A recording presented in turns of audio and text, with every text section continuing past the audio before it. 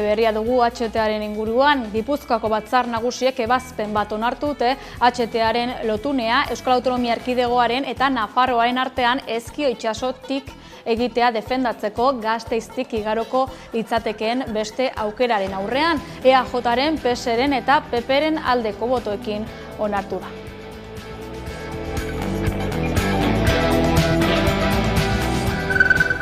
Arratsaldeon dagizuela guztioi, festa giroa mugilduta dabil gaur Ordizia, izan ere urtero Euskal Jaiak direla eta ospatzen dena azoka berezia da gaur protagonista. Bertan hainbat animalia, fruta eta barazki ikusi eta erosteko aukera izan dute bertaratu diren herritarrek. Lehiaketa ugari ere ospatu dira eta adibidez Laleze gaztandegiak eskuratu du Ordiziako gazta txapelketako sari nagusia. Gaurko eguna, azoka eguna da, ohiko azoka ere, nuke aztu nahi. Asteazkenero egiten den azokan, baserritarrek, esango dugu bere posturik onena jartzen dutela gaurko egunean, saiatzen dira, atontzen, txukuntzen, dena polit jartzen, eta, beraien onena ematen, ez? Orduan, gaur bai da pixka, Euskal Jaiak dira, gure tradizioari uste diogu, baina gure sustraiei ere bai, ez? Eta bada, erakusleio aparta, orokorren Gipuzkoako lehen sektorea, nekazaritza, abeltzaintzaren onena erakusteko. Nazioartean, gaur gaualdean izan da Kamala Harris eta Donald Trump Ameriketako Estatu Batuetako presidente hautagaien arteko lehen debatea. ABC Newsen gauzatu da hizketaldia. Bertan, Trumpek gezur ugari plazaratu ditu migratzaile edota abortuaren inguruan, besteak beste. Inkesta gehienek Harris jo dute lehia honetako irabazletzat.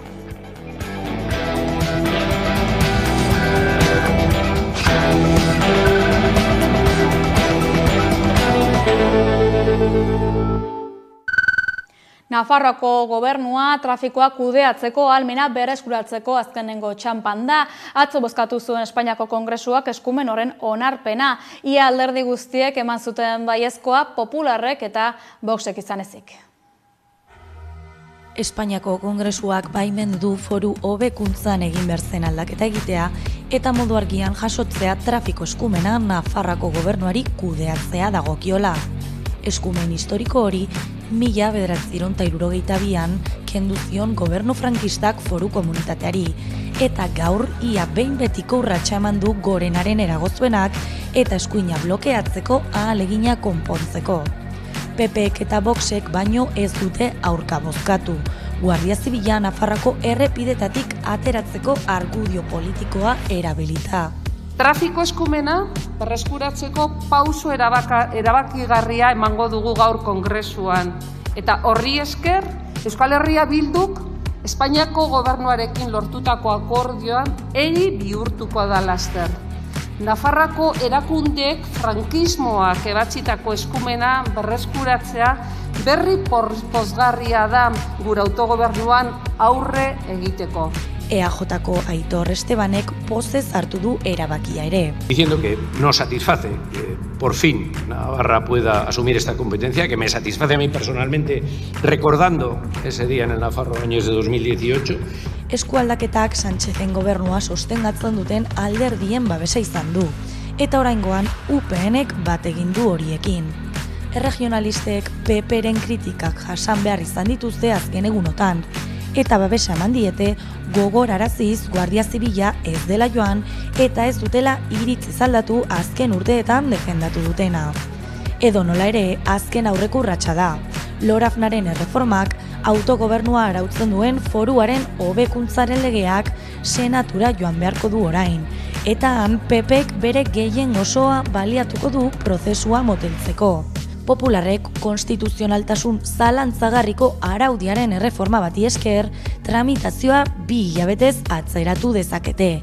Nola nahi ere, eta goi ganberaren betoa gorabera, Kongresuak behin betiko onartu ahal izango du senatuaren itzulerako legea. Horrela, araua urte amaierarako onartuko litzateke.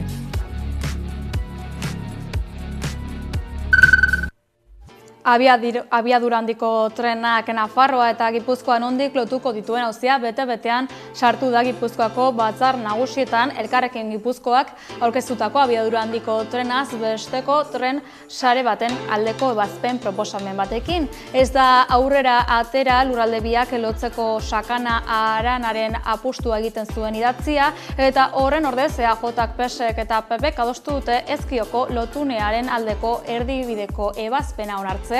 Gaiak eztabaida bizia sorrarazi du azken asteetan EAJaren barruan, baina PSren barruan ere azaleratu dira jarrera kontrajarriak abiadura handiko trenaren ibilbidearen inguruan.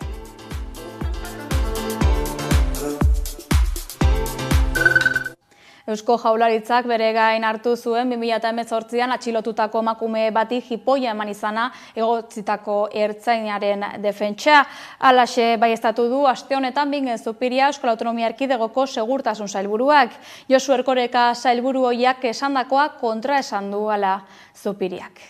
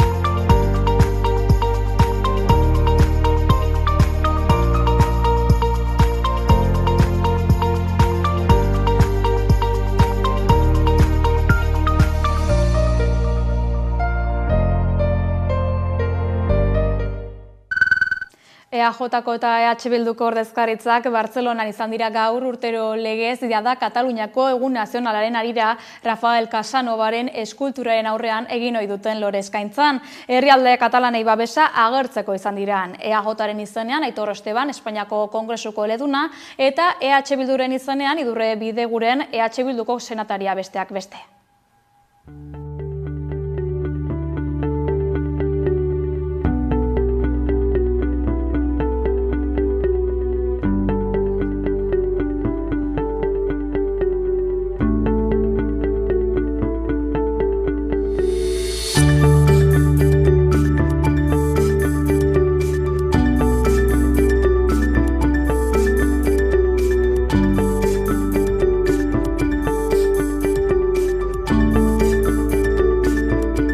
Gure, alkartasuna erakustera etorri gara Junsen lagunekin eta guk beti egongo gara Kataluniak bere erabakiak hartu dagia zan askatasun osoz gure herriarentzako, gure aberriarentzako, euskadirentzako gura dugun legez.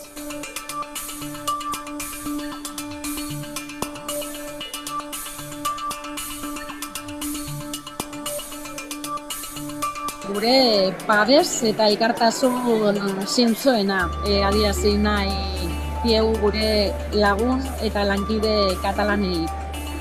Badakigu sufrimendu handiko garaiak izan direla, badakigu independentismoaren jasarpenetik eratorritako ondorioak zeintzuk izan diren, eta honen aurrean gure elkartasun eta simpatia guztia erakutsi nahi izan diegu, orain arte erakutsi dugun moduan. Astearte honetan jaso da Baionan Mikel Torre euskaltzalearen aurkako bigarren epaiketa saioa. Auzia Ipar Euskal Herrian frantsesez idatziriko hainbat kartel kendu eta margoketa bat egiteagatik ireki zitzaion. Euskaraz hitz egiteko eskubidea ezeztatu zion epaiak Torreri, baita 2.000 euroko isuna ezarri ere.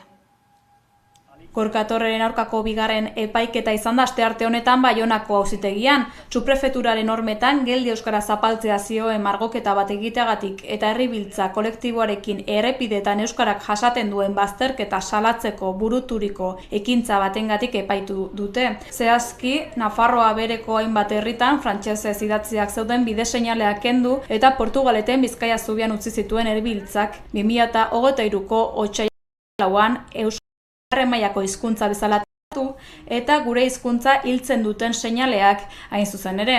Martxoan izan zuen epaiketan bezala, epaiak ez dio euskaraz hitz egiten utzi eta Torrek gelatik alde egin du auzia hasi eta 20 minutu ingurura.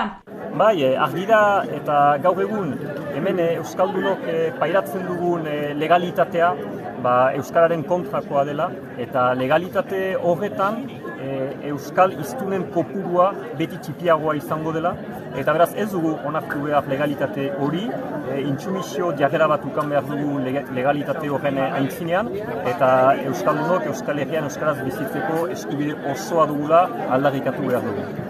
Fiskalak 2.000 euroko isuna eskatu du Torrerentzat, zehazki 1.500 eurokoa eskatu du ondasun publikoetan kalteak eragiteagatik, diru kopuru horretatik 500 ordaintzeko beharrik gabe eta beste 500 euro atzmarkak emateari uko egiteagatik. Azkenean, epaileak 2.000 euroko isuna ezartzeko agindu du, horietatik 500 gibelapenarekin, gainera beste 1.268 euro ordaindu beharko dizkio Pirineo Atlantikoen Departamentuko Kontseiluari eragindako kalte materialengatik.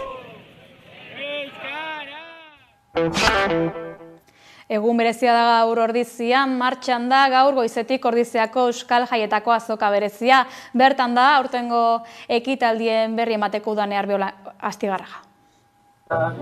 Ordizia Euskal Jaietan murgilduta dago eta aparteko azoka egiten ari dira. Giro aparta dute aurten ere eta goiz osoan zehar era guztietako lehiaketak eta erakusketak ikusi ahal izan ditu bisitariak. Fruitu eta barazki lehiaketa, Euskal Oioaren lehiaketa erakusketa, Gipuzkoako Pirinioar arrazako behiatzen da lehiaketa eta plaza nagusian astero postai hartzen duten baserritarren aipamen berezia. Gogoratu behar dugu gaurko azoka berezia bada ere, baserritarrak astero daudela beraien postuak atontzen eta zuzeneko salmentan. Irailaren 7an hasi eta 15 arte Euskal Jaiak ospatzen ari dira Ordizian. Aurreko urteetan bezala egitaraua oparo ari da izaten, baina egunik bereziena asteazkenekoa, azoka bereziarekin. Euskal Jaiak dira, gure tradizioari usten diogu, baina gure sustraiei ere bai, ez? Eta bada, erakusleio aparta, orokorren Gipuzkoako lehen sektorea, nekazaritza, abeltzaintzaren, onena erakusteko, ez? Goiz osoan zeharrera guztietako lehiaketak eta erakusketak antolatu dira. Fruitu eta barazki lehiaketa, Euskal Oioaren lehiaketa erakusketak, Gipuzkoako Pirinioar arrazako behiazinda lehiaketa eta plaza nagusian astero postu duten baserritarren aipamen berezia. Simon Pedro Aizpurrezilgo larekin izan gara 3. postua irabazi du. Aurtengo guztan nola joan den esan digu. Gora asko eguntzan baino errezila bintzak gutxi xamar. Gorri bide xente baino errezila gutxi. Era berean alaz nintxauspe fruitu eta barazki ekoizleak esan digu urte zaila izaten ari dela. Aurtengo guzta egia esan nahiko pixka zaila izaten nahi da, batez ere barazkitan da pixka zaila izaten nahi da, udaberria arraro xamarra egin du, uztailene batzutan kasik ematezun martxua zala, eta udarako produktua nahi dugu jende guztiek, normala danez, oen hori berdalako, baina udarako produktua dantzako, kalabazinak gure kasuen normalian gauza bat asko ematen duna dela, kostatzen nahi zaio lore arrasko, baina eme gutxi, eta emeak hartzeu azkenian frutua, eta horren pixka aida izaten, pixka zaila egia esan. Ordiziako asteroko azoka jende ugari erakarri ohi du, azoka berezi honek are gehiago. Gaur euki eta aukera lehenengo aldizola aspaldiko partez etortzeko, eta goizago etorri eta lasai puestok eta ikustea. Bai, gaztana nola idin antolatzen, oantxe hemen baserritarrak eta ikusi, oso giro hona dator. Ikusten da euskal giroa eta hori, guk hori bultzatu behar dugu. Baina ez bertakoak bakarrik, kanpotarrak eta euskaldun berriak ere bai, izan ere Maizpideko ikaslekin topo egin dugu.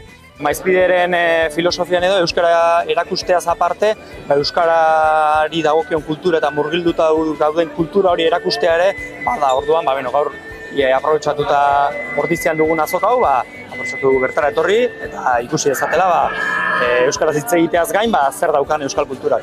Eta egia esan oso gustura, beraiei asko gustatzen zaien zerbait da, euskaldun zaharrekin hitz egin eta bai, gustuko duten zerbait izaten dau.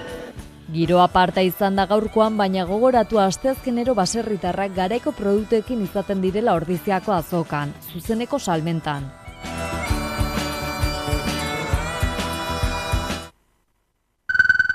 Osakidetzari dagokionez atzo elkartu zen Gasteizen Osakidetzaren mahai sektoriala legegintzaldi honetako lehen bilera izan da astearte honetakoa eta larrialdi zerbitzuen egoera izan da joratutako gai nagusietako bat. Osakidetzako zuzendaritza hobekuntzak egitearen alde azaldu da, baina proposamen zehatzik egin ez izana egotzi diola sindikatuak.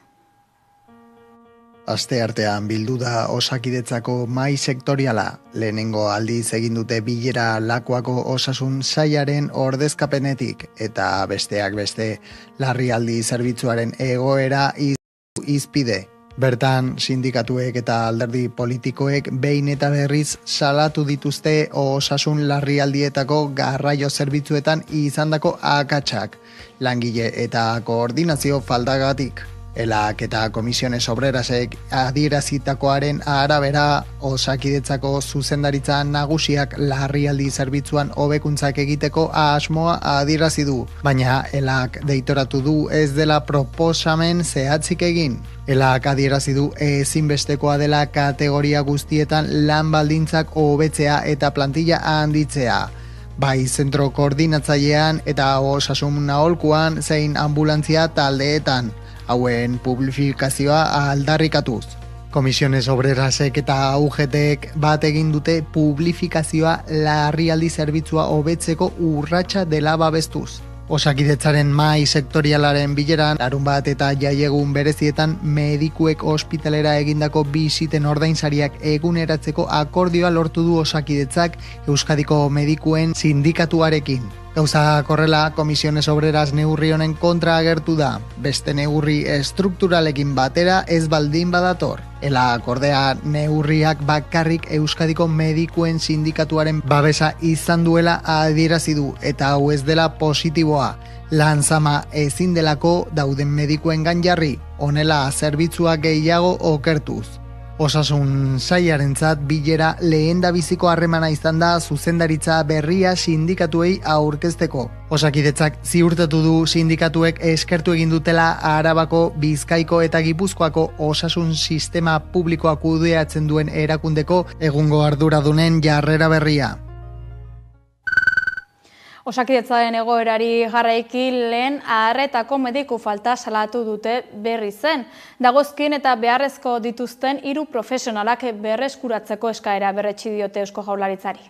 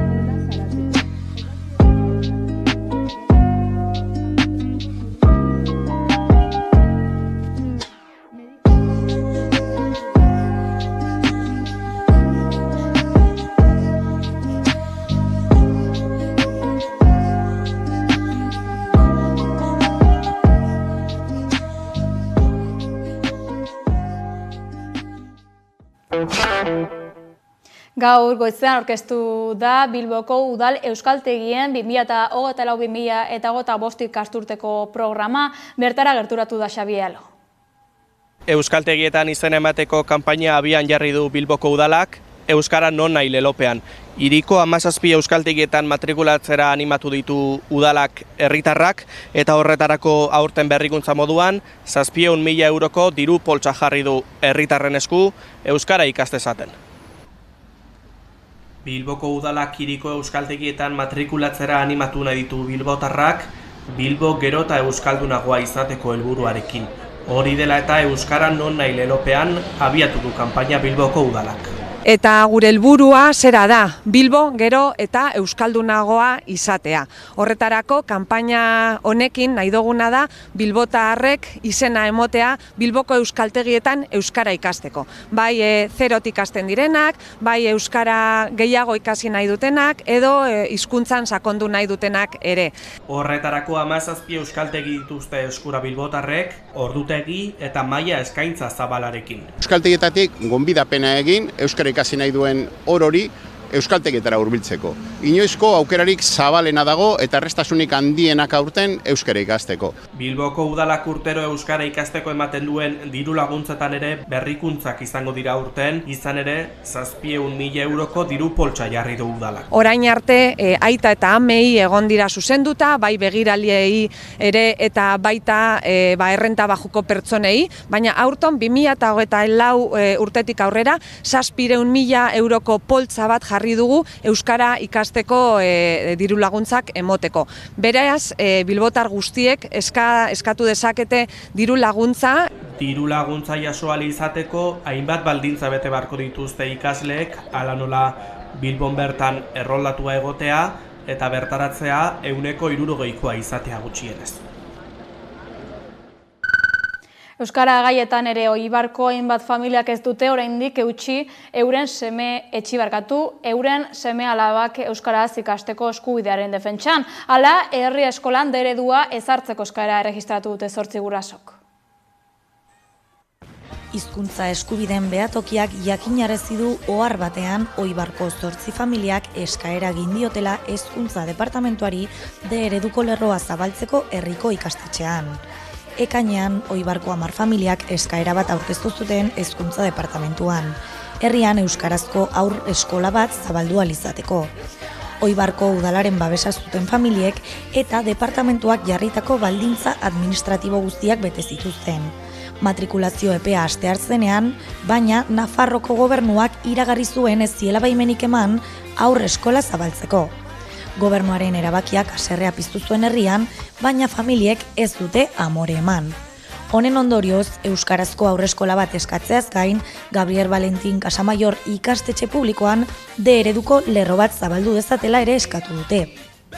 Gaur egun Oibarko eskolan ikasgai gisa soilik eskaintzen da euskara, A ereduan, eta G ereduko aurrei ez da hori ere. Eduki guztiak gaztelaniaz jasotzen baitituzte. Hortaz, ereduko lerro bat ireki ezean, euskarazko irakaskuntza nahi duten familiek zangozan matrikulatu beharko dituzte seme-alabak. Hezkuntza departamentuari eskatu diote gainera ez dezala jarri aitzakirik eta oztoporik Nafarroan euskarazko irakaskuntza zabaltzeko bidean. Hori dela eta, Oibarko familiek eta behatokiak erraztasunak galdegin dizkiote hezkuntza departamentuari, Oibarren euskarazko lerro publiko bat zabaltzeko.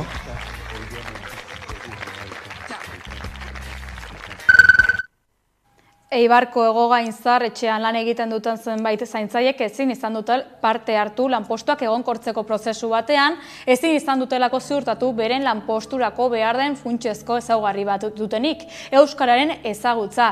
Gipuzkoako Foru Aldundiaren mendekoa da zaharretxe hori.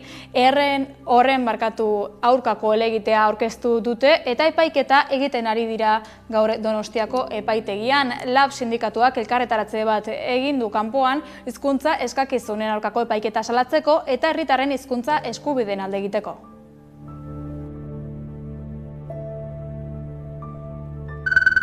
Arabako Foru Aldundiak 306.000 euro bideratuko ditu gazteria eta turismoa uztartzeari. Lurralde historiko honetako kuadrilek bidaiariak erakartzea hizpide duten proiektuak finantzatzeko asmoa dute diru laguntzek. Arabako Foru Aldundiak 306.000 euroko diru laguntza emango die Arabako kuadrilei turismoa sustatzeko helburua duten proiektuak abiatzeko. Modu honetan, Arabako eskualdeetako erakarpenak ezagutaraztea eta bisitariei eskainitako zerbitzuak hobetzea sustatzea bilatzen du Aldundiak. Se va a financiar, entre otras cosas, la gestión de las oficinas de turismo comarcales de cada cuadrilla, el diseño y la edición de material promocional, la presencia en ferias, el desarrollo de campañas de publicidad, la creación de nuevos productos turísticos, la organización de eventos y la puesta en marcha de iniciativas ligadas a las nuevas tecnologías. Modu honetan, turismo sailak lehentasuna emango die teknologia berriekin lotura duten proiektuei, irisgarritasuna eta jasangarritasuna sustatzen dutenei eta hoteletako eta landa turismo etxeetako okupazioa sasoien araberakoa izan ez dadin laguntzen dutenei.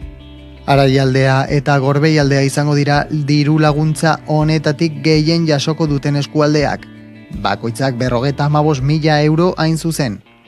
Ainana, Araba Arlautadak eta Mendialdeak 53.000 euro inguru jasoko ditu bakoitzak eta Arabar Erriosak 35.000 euro inguru.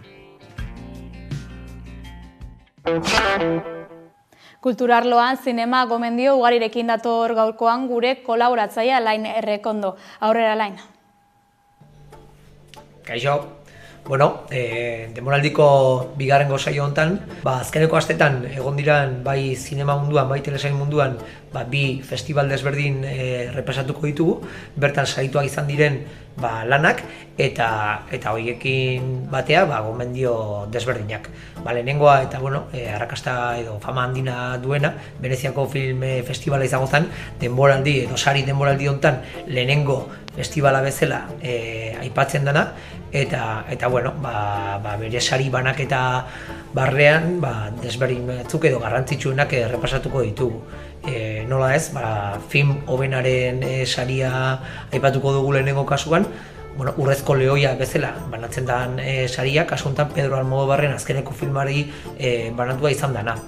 Kasu honetan The Room Next Door deitzen da filma, lehenengo aldiz Pedro Almodóvarrak ingelesez zuzendutako filma dana, eta La habitación de al lado bezala itzuliko dana gaztelerera.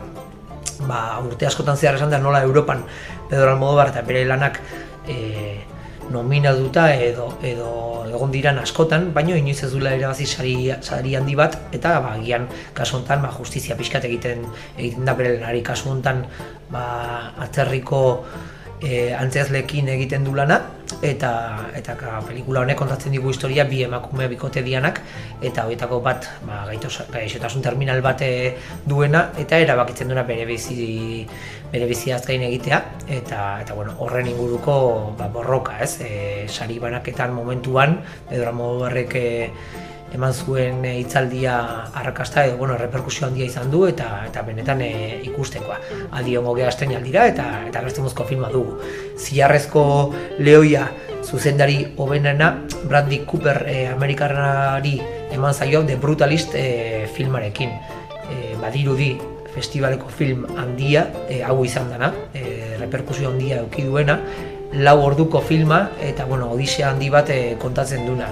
Irakurri duten kritika guztiak oso ondo jartzen dute filma, eta benetan adi egon barko gera estreinura. Kasu honetan Adrien Brody da protagonista, eta Hungarietik datorren arkitekto baten historia kontatzen digu, eta bere odisea Amerikako herrialdera behaiatzen duenean, bertan lan desberdinak egitera. Adi egongo gea, zuzendari honen 3. filma dena, bere filmografia pixketa repasatu nahi duena, Vox Lux filma izan zen aurreko filma, eta bere estreinuko lana, The Childhood of a Leader izan zena, El nacimiento de un líder bezala itzulitakoa, pixkat nazismoaren inguruan edo dijoan filma, eta benetan oso gomendagarria dena.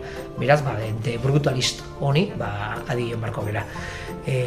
Bestalde batetik, gidoi hobena Sigoaki brasildarrari banatu zaio, bertan historia real bat kontatzen duna, bertako diktadura, 70ko hamarkadan bizitako diktaduran Brasilen, zelan ezkertiar aldeko politiko bat desagertu egin zena, eta bere semeak idatzitako liburua oinarri bezala film hau ekoiztu dute, eta bi gidoilariak saria irabazi dute, badirudi historia oso interesgarria dena, eta baita ere adi egongo gea. Antzezle lanetan emakumezko antzezlan hobena Nicole Kidmani banatu zaio, Baby Girl filmarengatik, eta gizonezkotan Vincent Lindon frantziko aktoreari benetan saria saria ilusio egiten ditena, iruzaite aktore oso handia dana eta inoiz saritua izan, eta adibidez Titane bere aurreko filma, inorrek ikusi gabe duena, benetan aipagarria iruzaite filma, oso arrisko handia hartzen duena, eta aktore honen Vincent Lindonen lana, benetan ikusgarria dena, bertan gomendio bat. Eta telesail mundura junda, Emmy sariak aurten bi txanda desberdinetan banatuak izan dira, aurreko astean sari teknikoak banatu ziren, eta irailak 15ean sari nagusiak banatuko dira. Baina, sari tekniko horietan, batez ere, vestuario edo imagine aldeko, fotografia aldeko sariak banatu dira, bi irabazle nagusien dira. Alde batetik DPR-en 3. denboraldia, gure aurreko saioan gomendatu genuen telesaila, inorrek ez badio aukera eman, errepikatzen dugu gomendio hori, ze benetan asko merezi duen telesaila da, DPR telesaila 3 denboraldi duena, eta 9 sari irabazi dituena, eta 14 sariekin Shogun telesaila izan da irabazle handia. Sky Show kateak ekoiztutakoa, eta okeraz banago Disney Plus dagoela eskuragarri, eta Japonen kokatutako telesaila, 17. mendean, eta bertako gatazka feudal desberdineko historia kontatzen digun telesaila. Ordu bateko 10 kapituluko telesaila da, eta batez ere destakatzeko iruditzen zait bertako ambientazioa, eta zelan telesaila ikusten ari zarela, benetan sentitzen duzu bertako historioa bizitzen ari zarena, ez? Eta askotan bai telesail bat edo bai zinea, mundu honek ematen digun aukera hori, historia desberdinak eta inoiz bizi ez ditugun bizitzak bizitzeko modu batera aukera hori, benetan ondo eramaten duna aurrera telesail hau. Beraz, Shogun irabazle nagusia Emmytan, eta inorrek ez badu kontrolatuta, bertan beste gomendio hori. No segi.